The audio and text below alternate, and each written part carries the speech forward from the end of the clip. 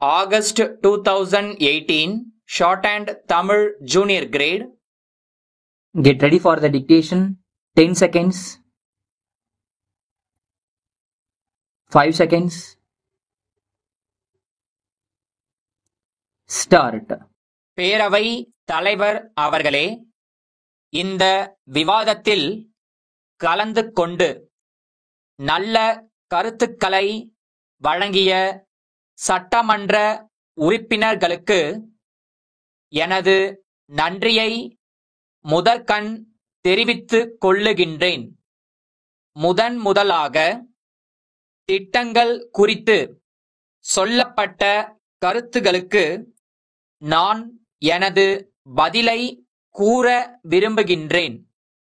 திட்டங்கள் தயாரிக்கப்பட்ட நேரத்தில் இவ்வளவு பெரிய திட்டங்கள் வேண்டுமா என்கிற வினா எழுந்தது. அனைத்திந்திய அளவில் விகிதாச்சாரப்படி எவ்வளவு திட்டம் வேண்டும் என்று பார்த்து அந்த அளவுக்கு நிர்ணயிக்கப்பட்டது.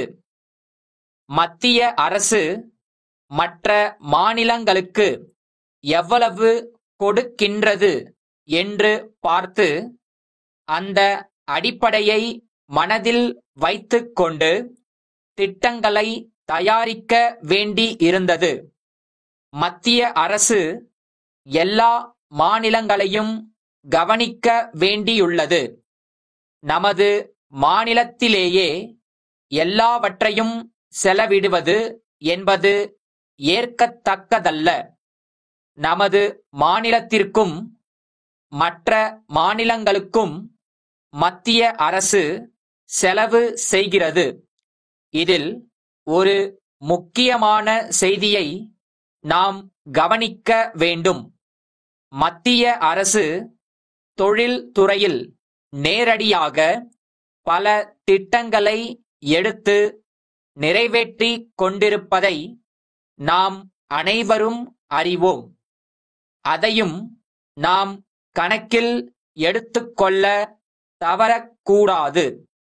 நமது திட்டங்களை நிறைவேற்ற வேண்டுமானால் அதற்கு பணம் வேண்டும் என்பதையும் நினைவில் கொள்ள வேண்டும். திட்டத்தை நிறைவேற்ற தேவையான வருவாய் வேண்டும். திட்டங்களை நிறைவேற்றுவதைத்தான் மக்கள் எதிர்பார்க்கிறார்கள். அந்த எதிர்பார்ப்பை குறை சொல்ல முடியாது.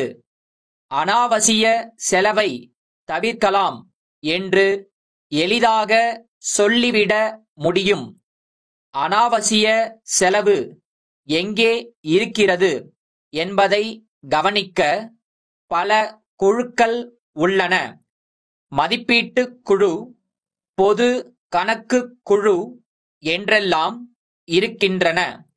அந்த குழுக்கள் இதையெல்லாம் பார்த்து சொல்லத்தான் ஏற்படுத்தப்பட்டுள்ளன.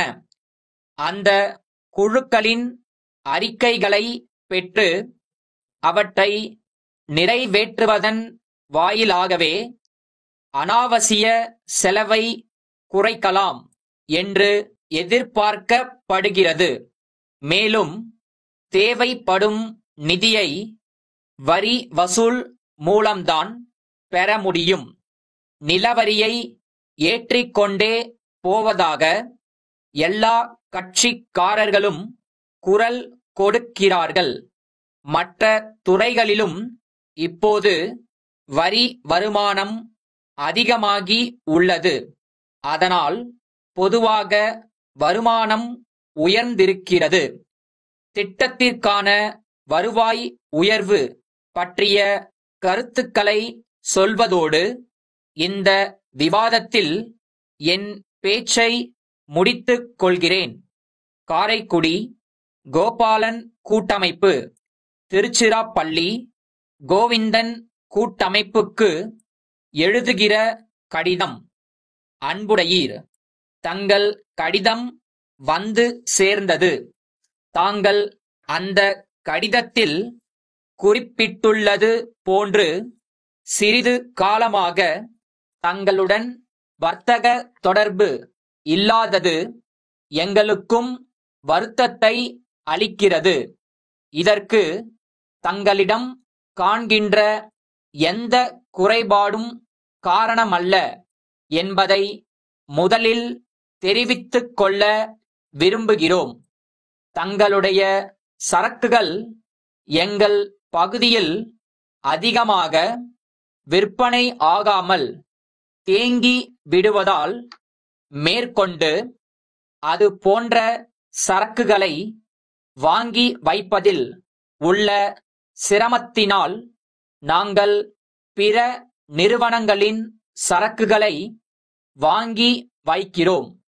அதனால்தான் நம் வர்த்தக தொடர்பு சுருங்கி விட்டது.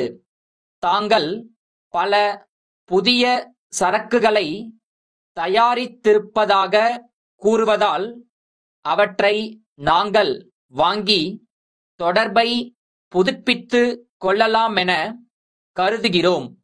பதிலை விரைவில் எதிர்பார்க்கிறோம். தங்கள் நம்பிக்கையுள்ள